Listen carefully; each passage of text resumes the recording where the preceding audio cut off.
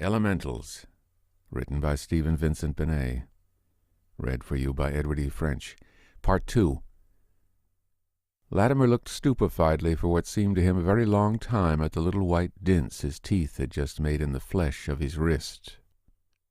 An uncontrollable shudder went over his body. It was impossible. He couldn't have come to that stage yet, when it was only the 4th day of the fast.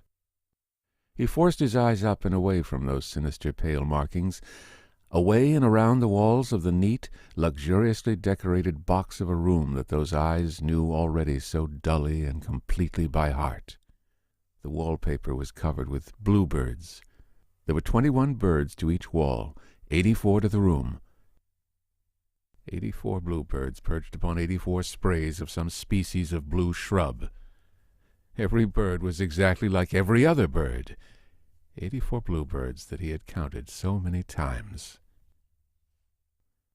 He was sane. He was completely sane. If he had bitten his arm just then, it was nervousness, that was all. Pure nervousness, and wondering if Catherine, too, suffered under this shameful, continual pain like the pressure of a dull, thick knife against the pit of his stomach. Catherine. And Catherine, too, was sane, quite sane, still. He thought with horrible doubt, Catherine Vane is sane, Catherine Vane is sane. The foolish rhyme started beating in his mind like the noise of a broken bell.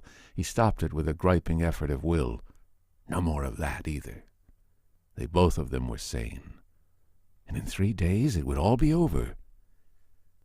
He counted all the bluebirds on the wall that was nearest him again, and carefully. 21. There was always that haunting thing inside his brain that kept telling him that some day there might be 20, or 22, and after that, no more of that, Sherwood Latimer, no more of that at all. Presently he would get up and go over to the window and look at Catherine. That would help, and after that, presently, he would read. Slake saw them twice a day. That had been in the contract. How many times had Slake been in already then? He counted slowly. 7 times. He would come again in an hour. It must be just about an hour, after the daylight in the room had died and the electric lights were on. 7 times. That meant 4 days. 8 times would mean 4 days, too, but 9 times and 10 times would mean 5 days. He still knew what day it was. That was very good. His mind kept going back to the strangeness, the utter strangeness of the last 2 weeks. He and Catherine and he. Catherine Vane and Sherwood Latimer, 2 ordinary, usual, everyday young people. And Slake's ruddy face looking down at them forever as the moon looks down on people in hell. The moon that makes people go mad and do things like this. Slake's smooth voice, pulsing, insistent, possessed with incredible power, softly possessed as liquid metal is possessed with flame. That voice always in their ears like the beat of the sea, calling to them, making them crumble, until like drugged birds they did the fantastic thing which that voice required. Slake's long, delicate fingers gripping hold of them, moving them like checkers across a board, because they must always be amused and in motion, or their power would fail them, those hands. Till at last he and Catherine lay as light and pithless in the hands as pieces of painted wood, and the hands did with them what they desired, according to their sport. Catherine had wanted to do this. That had been the only reason. Catherine had been so sure. He remembered her laughing voice. Why, Sherry, darling, just think. It's everything we want, Sherry, everything now, and it's ours, if we only have a little courage to take it. The little courage. Latimer grinned wryly. It was going to take a good deal more than that. The last straw had been when Slake had simply said that he would be willing, if necessary, to carry out his damnable experiment with Catherine alone. Conditions might have to be altered, but she should have the same terms. Of course, that had settled Catherine. She had such clear courage. And she told him, perfectly seriously, how strange women were, how marvelously strange, that she'd rather have it that way, because then she'd be the only one to do any suffering. And it would all be for both of them. And then, of course, It must have been a paralysis of will on his part, he reflected grimly. Will. He had always been credited with a strong will, too. But no man who had the will of a vertebrate animal would have let the person he loved go through a thing like this with him, even for a week, even if neither of them had been able to imagine it would be anything like this. He was mud, that was what he was, a thing made out of mud that happened to be wearing clothes. All the same he knew, as he knew that he had eyes, that Catherine somehow would have carried this deathly business through alone if he hadn't finally accepted it for both of them, because she loved him. Ah, how pitiful. He closed his eyes. What power there was in Slake, what a deadly cruelty of jesting power. Those contracts had been so clever. Slake had had them drawn up, of course, all the terrible meaning in them hidden away under a drift of legal, ordinary-sounding phrases. They were very subtle, too, very binding. In consideration of a task to be performed, Sherwood Latimer and Catherine Vane were to receive $10,000.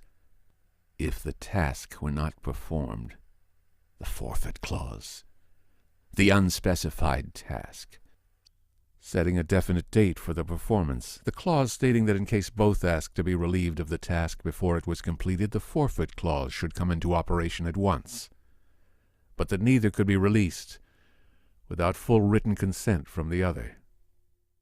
Oh, Slake was a clever devil. He would doubtless hold places of high trust when he got to hell. Of course, possibly the contracts might not hold, if the nature of the task were explained. But nobody could ever believe the explanation. And even if they did, Latimer sighed hopelessly. The law, as he knew it, took little account of the meanings of things, only the forms. And besides, trying to break those contracts, they, against Slake and his millions? Latimer knew the nature of the man too well. He would be prepared to spend incredible sums to carry out his jest. And Latimer and Catherine had no money to spend. They were in it now, in it like flies on a piece of fly paper. They must just stick it out. That was all. The bitterness was, he thought distractedly, that even if they won, he could wear himself to the quick for Catherine all the rest of his life and yet never make up for these 7 days. If they won! For a moment that gilded possibility touched his tired mind as lightly as blowing air. If they only won! They had to win now. There was nobody like Catherine. There never could be. She had been able to make a joke of it the hour before they started, able to make him make a joke of it, too. He remembered her voice, quoting silvery, mockingly, poignantly, out of one of their best-loved poets. Why, sweet my love, no fear? The Gascon frontier is so near, a week, so near, so utterly, intolerably far. She had laughed even when Slake explained the arrangements, his hands moving backward and forward as he spoke like the needling thrust and retraction of the claws of a cat. You will have one slight inconvenience, I fear, he had said, beside the fact that your only outlook is on a rather unaesthetic air shaft. I cannot, of course, allow either of you either soap or toothpaste. And I'm very sorry, but they are edible, unfortunately. And he had smiled. And again, you will notice that I have provided you each with a Bible, a Koran, some volumes of the Zend Avesta, and other religious works. Really quite a compact small library apiece. You can employ yourselves most profitably, no doubt, in making a comparative study of various forms of belief. 2 ordinary human beings accustomed to 3 meals a day, but physically fit enough, not weaklings, either of them. It seemed rather ridiculous to think that they couldn't hold out 7 days without food.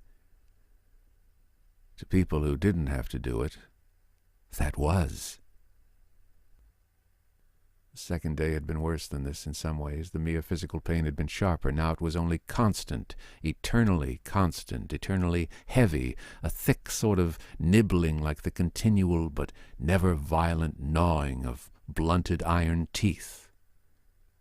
But the second day, the giddiness had not really begun till toward the end. The giddiness was bad. It made your body feel light all over like cork, and fierce in intermittent spurts, as if it were filled with burning air. It made your mind too babyishly pleased or irritated with small things like creases in the carpet. He would go and see Catherine now. He could walk quite firmly if he tried, though his legs felt queerly unsubstantial and brittle. Peanut brittle legs. He chuckled weakly. He would go and see Catherine. He started tapping like a woodpecker at his side of the double window of netted glass. The window was small and high up. You had to stand your height to look through it. Pretty soon you might not be able to stand. Even now, standing seemed to tire you immensely for some odd reason. He had not noticed the clever position of the window at first. But that was Slake. Catherine was sitting in a low chair reading. A shock of delight and release ran over his heart like warm wind. That was what you did to yourself by sitting alone and brooding. Why, she was just the same. A little paler, perhaps, but then she had never been ruddy. She was just the same. She held her book, just as he had seen her hold it 100 times. She was standing it superbly. Only 3 more days. He tapped once more, impatiently. She turned her head, saw him, smiled beautifully. Darling, darling. She got up, left her book by the chair, and went over to the table for another one. How slowly she walked. Then she was at the window. They had fooled Slake in one respect, anyhow. Thanks to his giving them books, they were able to talk to each other, though he had carefully taken away all writing materials. They had tried lip-reading at first, but that was too hard. It really worked only with very simple sentences. She held her copy of the Bible so that he could see. She pointed at a word on the page. Good. She turned to another place. Evening. To another. Dear. He smiled. How very like Catherine. Oh, Lord, if he could only get to her. He had spent half an hour that afternoon looking for a sentence he knew must be somewhere. He grinned a little. Slake's experiment was an admirable training in biblical exegesis, at least. Finally he found his sentence and pointed. The lions do lack and suffer hunger, it said. She shook her head with mock dolefulness, then started turning leaves rapidly. Happy shalt thou be, and it shall be well with thee. Her finger ran along the line. Thy wife. Then it stopped, and he knew that she had meant it for a signature. He dived into Proverbs. They didn't trip you up with begats and unimportant details of the construction of Solomon's temple. The rich man's wealth is his strong city. The destruction of the poor is their poverty. His fingernail underlined the passage bitterly. She responded with something on the same page. Love covereth all transgressions. Love. She pointed again. Oh, my dear, he breathed. My dear. Her mouth made a soundless, darling. They stood there for a moment with their books forgotten. Then her face seemed to change a trifle. Her hand went hesitatingly to her side, but she smiled reassuringly. I am all right, her mouth said, forming the syllables slowly. She pointed again. Yet a little sleep. A little slumber. Yes, do lie down, he said earnestly, forgetting she could not hear him. Then, after a fashion he would have thought only foolishly romantic 4 days ago, he pressed his lips against the cold glass. She smiled elfishly, faint color coming to her cheeks. She put the tips of her fingers against her mouth and blew a kiss to him like a child before it is carried upstairs to bed. Then, very slowly this time, she was walking back to her chair. He saw her hand clutch an instant at the back of it before she sat down. He realized that his knees were trembling. Silly. His head swam for a moment, too. He felt the floor begin to turn like a plate underneath his feet. He set his teeth and managed to get back to his chair. King David, in his angrier moods, was an admirable tonic. He turned to the Psalms, the one about break their teeth in their mouths, O Lord, break the jawbones of the lions, expressed his own feelings in regard to John Slake to his utmost satisfaction. He would like to have somebody breaking the teeth in Slake's mouth. In fact, he would very much like to do it himself. His fist balled up. It knew how those even teeth would give and splinter when knuckles crashed into them. He would like to see Slake waste away like a snail in the sun, consume like burning grass. He would like... Deliver my soul from the sword, my darling from the power of the dog, he read idly. A wrench of blinding pain passed over his mind. My darling from the power of the dog. The light failed gradually in the room. When it was quite gone, Latimer rose and felt his way to the electric switch. There was another dumb show of talk with Catherine that left him tottery. Then he went back to his chair again and sat there, thinking. After a while Slake came. The soft clink of a key in the door, Slake's head looking in rather cautiously. "Good evening, Mr. Latimer." "Good evening, Mr. Slake." Latimer made his eyes lift and meet the probing intentness of those other eyes. A curious, pricking thrill gripped his stomach for a moment. The man was so obviously, so damnably, so superbly well-fed. He licked lips suddenly parched. "Everything perfectly all right, I suppose, Mr. Latimer?" "Everything entirely satisfactory, Mr. Slake." Latimer forced the words. His eyes burned at the bulge of Slake's throat over his collar, at the ruddy shine on his cheeks that came from the quantity of good hot food he had just consumed. "How charming! You are admirable guests indeed, Mr. Latimer, you and Miss Vane. You make so little demand on one's hospitality." He paused, smiling. "I wished for you at dinner this evening. I really wished for you," he said smoothly. "The bisque had a trifle too much whipped cream in it for my personal taste, but the fish was perfection. Baked bluefish, you know. And the roast—" "Stop," said Latimer suddenly and harshly through clenched teeth. "Dear, dear, I forgot. My apologies." He gazed at Latimer with the curious dispassionateness of a scientist watching the ferment of life in a culture through the long eye of his microscope. "So, it has really begun to touch you, my elemental," he said amusedly. "I have no complaints to make," said Latimer in a stifled voice. If he gripped his hands on the chair rim, they would not tremble. It was nothing.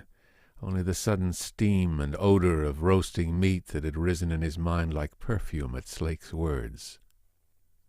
"No complaints? And Miss Vane has no complaints? Very well. Good night." The door closed softly after him. The key clinked again. Latimer stared at his book for a long while, making no sense of the jumble of black and white signs on the page. A tapping on the window aroused him. Catherine. "I am going to bed. Good night, dear," as he watched her lips. "Try and sleep. Good night. Oh, good night." Presently Latimer thought he would go to bed himself. "Who sleeps dines," the French said. Well, he would try. Drowsiness came easily. Sleep was harder. Drowsiness to lie and think of all the meals he had ever had, of all the different varieties of food that had ever existed, trooping through his mind like a restaurant-keeper's nightmare.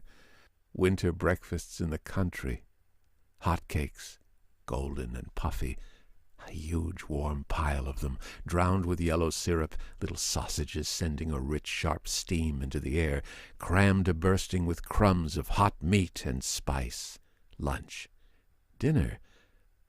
Bacon frying over a wood smoke fire.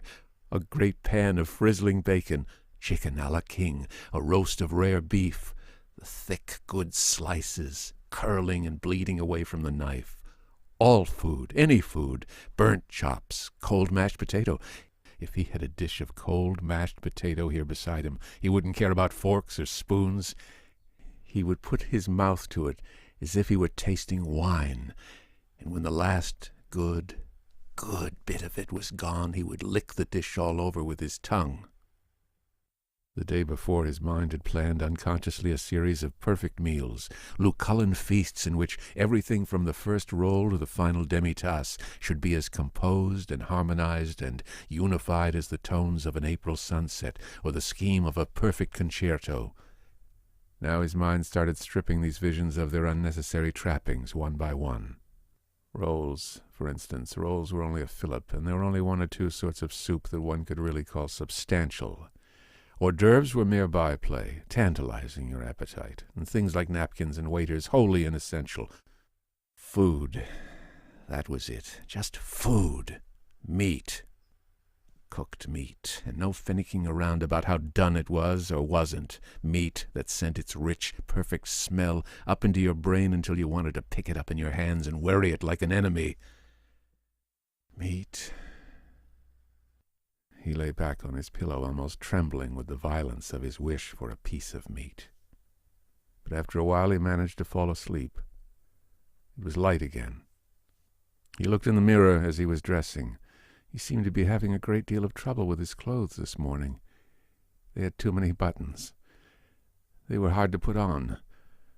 A 4 days' beard had not improved his appearance, certainly. Even shaving soap had been barred by Slake, but otherwise he seemed to himself to be much as usual. The cheeks were a little hollower, perhaps. The beard made it hard to tell. His eyes, too, they seemed larger somehow, and as if they were in fever. Only 2 days more.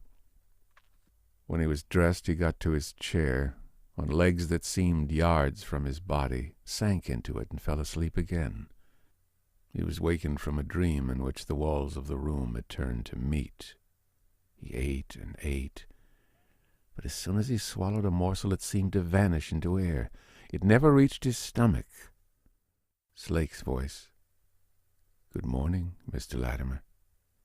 The usual questions and answers. "I am perfectly satisfied." The key in the door.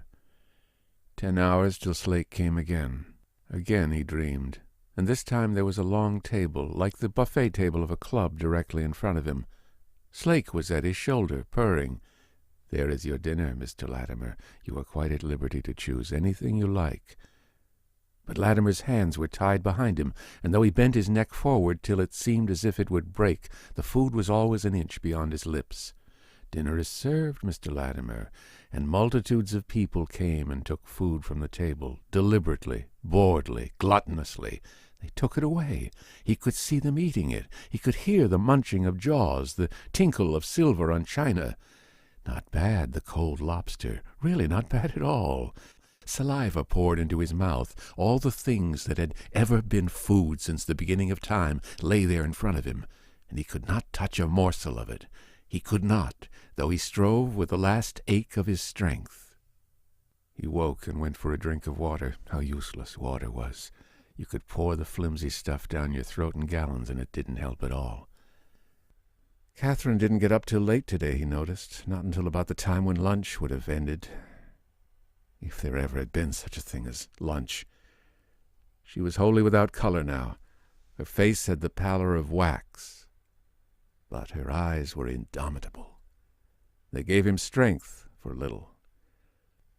Only now neither could stay at the window for more than a few minutes at a time. They were both too weak. He was counting those infernal birds on the wall again, sometime in the afternoon. He didn't know what time.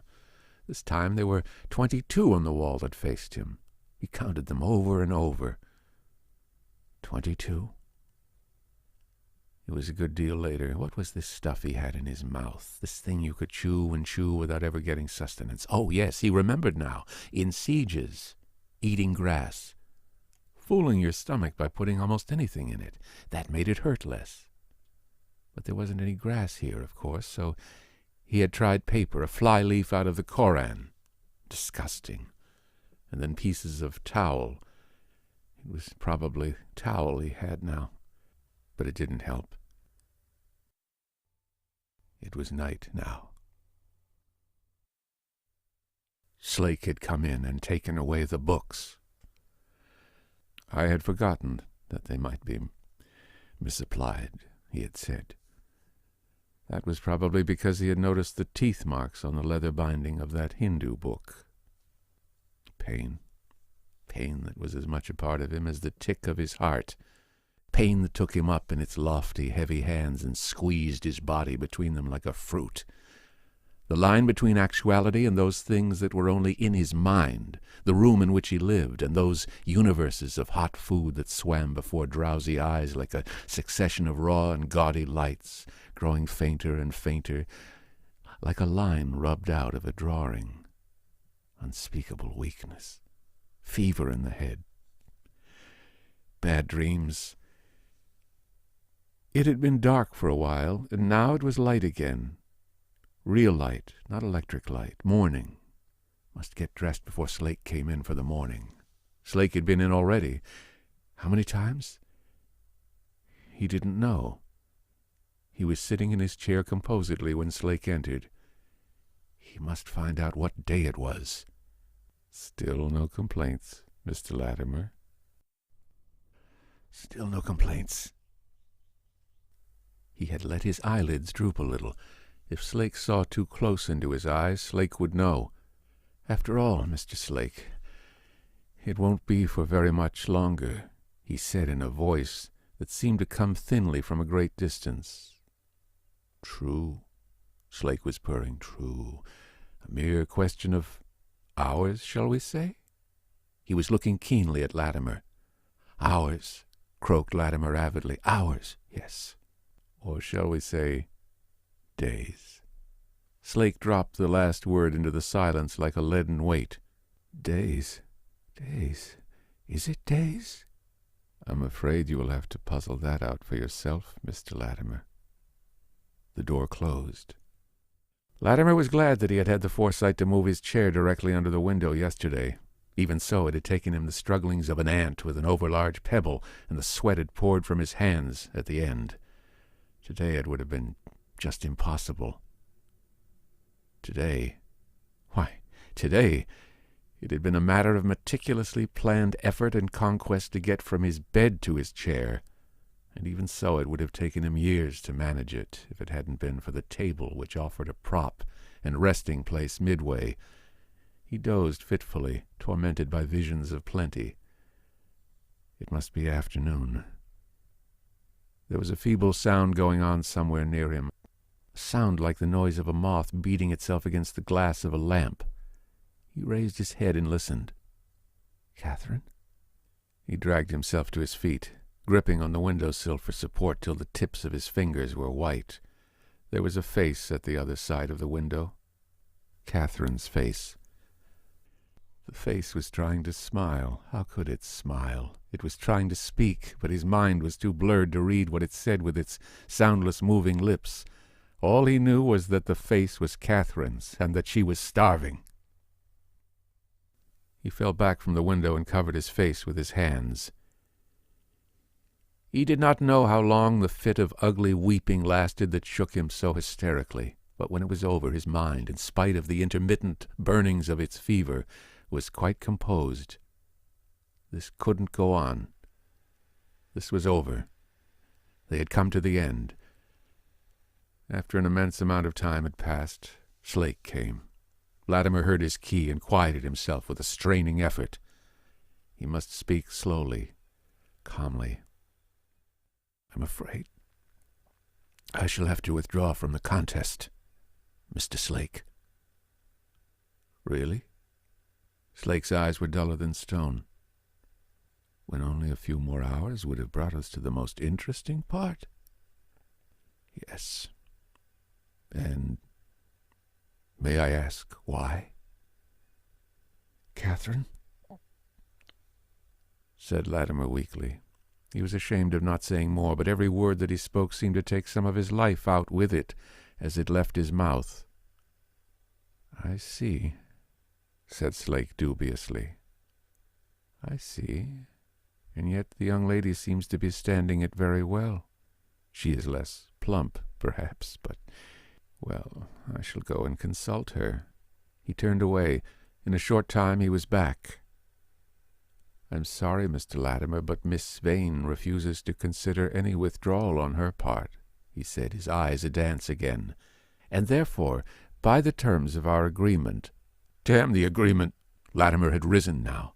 He was moving towards Slake, moving with the torturous cautiousness of the cripple, his right hand clenched. Damn the agreement, and you devil from hell! And he suddenly snarled like a dog and sprang for Slake's throat. Oh, would you, Mr. Latimer, would you? Slake had put him aside like a doll. He was holding him off at arm's length. The slender, feminine fingers had tightened around his throat like strangling wire.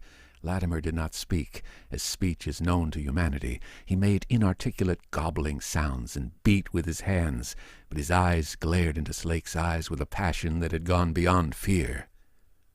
What an exhibition of temper, said Slake. The cut in his voice was as if he were speaking to some small biting sort of animal. What a pitiful exhibition!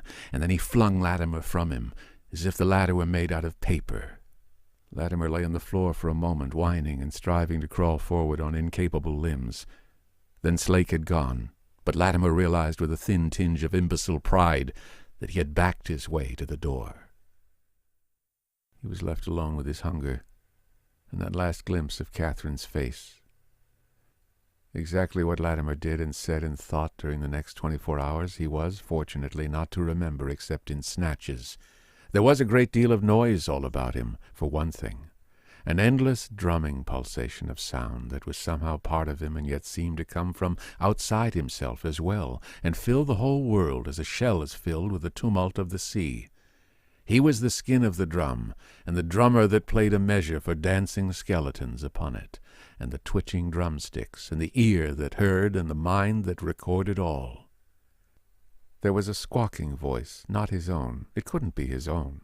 His voice had never sounded like that kept talking to itself and cursing somebody called Slake in a high, recurrent gasp. There were colors that streaked before his eyes like blots of vivid light, piercing colors of sunset orange and scarlet and bright green. These settled to the burning ruddiness of the heart of a furnace, and that ruddiness was within him also, oddly. It scorched at him, as if he were the furnace itself, and someone had lighted a fire that ate over his bones and flesh without consuming one cell of them, with only torment. There was a reeling phantasmagoria of dreams like the patterns a madman draws in the air. And at the end of it a collapse into broken peace.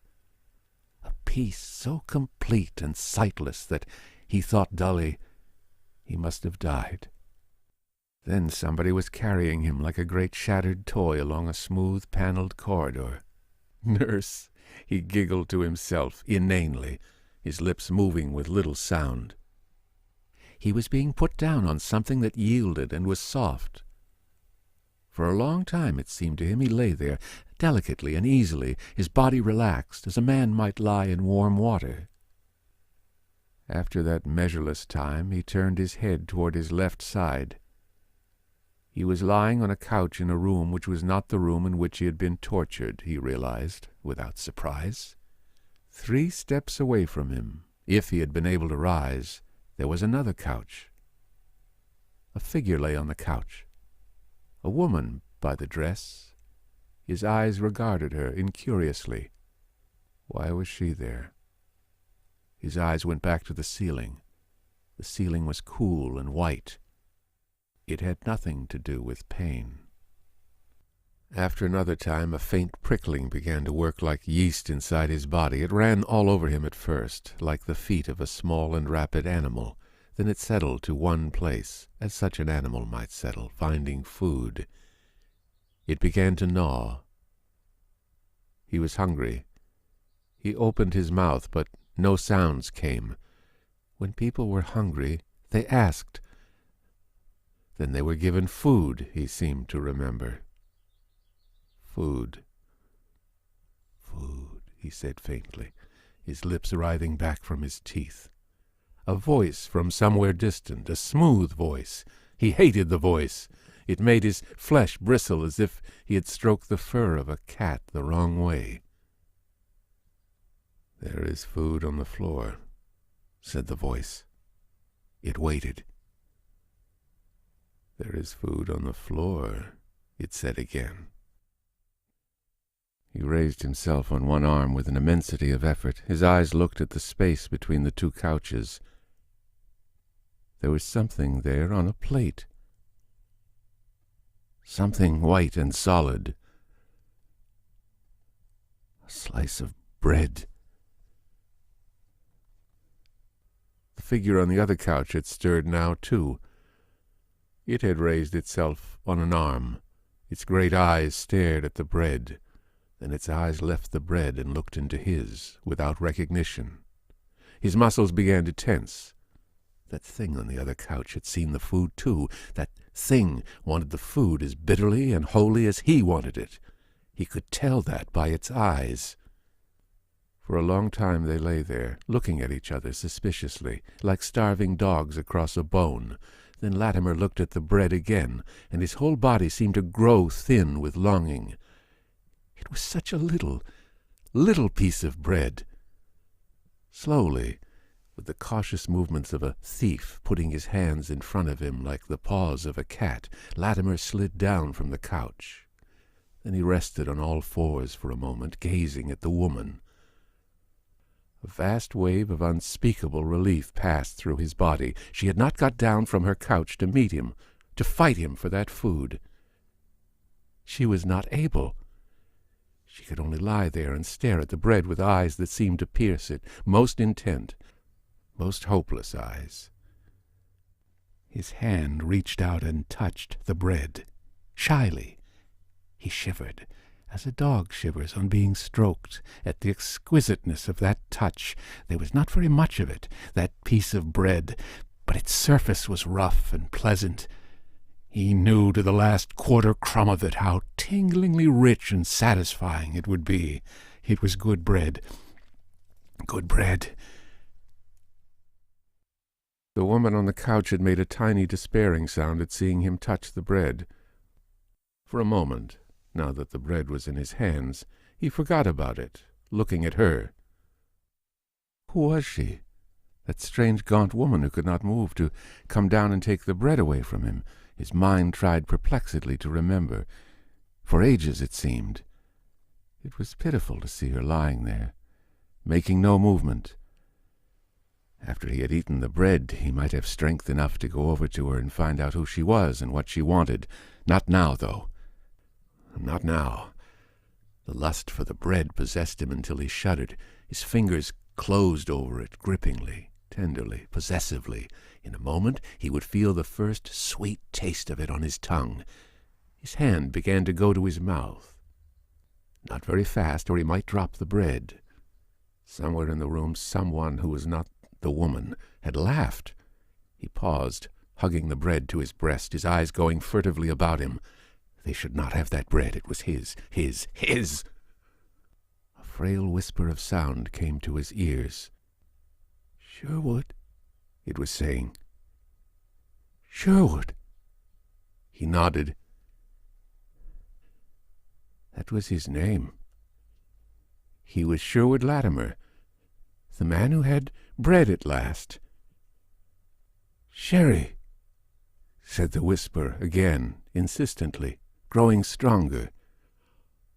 "Oh, Sherry, dear." The bread was very near his mouth now, his mouth that slavered at it unconsciously, but he did not look at it. He looked at the strange woman. "Sherry, dear, dear Sherry, oh, Sherry, I'm so hungry." The voice wailed thinly like a child. And then there was a soft, bright shock in his mind, like the impact of a blunted arrow, and the whole room seemed to right itself before him as if it had been swinging upside down in space. That was Catherine. That lean, worn image of fever on the couch, that was Catherine. Catherine! And she was hungry. Sighing, he put the bread away from his lips. It was all very simple now.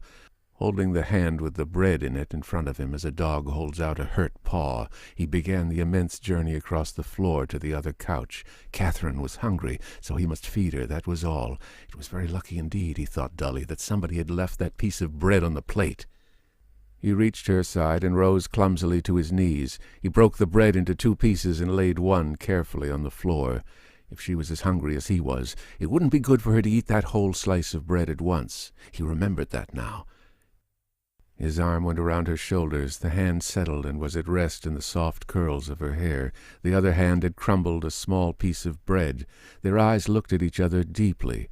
This time they knew. "Dear Sherry," she said with a gulp. Something burned behind his eyes like salt. "Bread, eat it," he said childishly, in a choking voice. His head sank on her breast. Even now, and though she was Catherine, he could hardly bear to see her take the bread. He waited agonizedly for her to be finished. When she was, in spite of everything, he would give her the rest. Then he felt his hand at her mouth being pushed away by her weak hand. He raised his head. "You first. You're hungrier," she said in a whisper. His fingers relaxed. The bread fell to the floor. "Time," said a voice behind them, and then, "Time. All over. And then, oh, pick it up, you babies. Do you think I'm going to feed you?" in tones of outrageous disappointment. But they were not listening. They were holding each other close. Elementals, written by Stephen Vincent Benet, read for you by Edward E. French.